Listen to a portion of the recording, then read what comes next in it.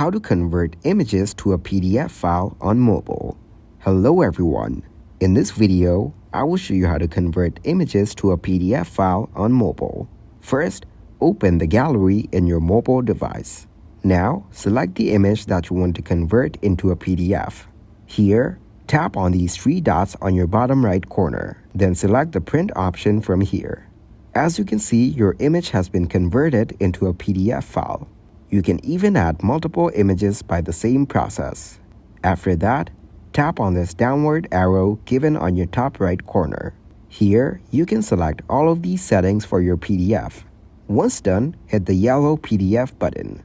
Select a folder where you want to download this PDF file.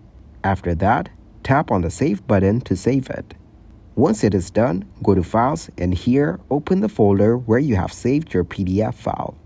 There, you will find your PDF file. Tap to open it and use it wherever you want. Thank you guys for watching this video. Hope you got some value. Make sure to like the video and subscribe to the channel to get notified for new videos. See you in the next one.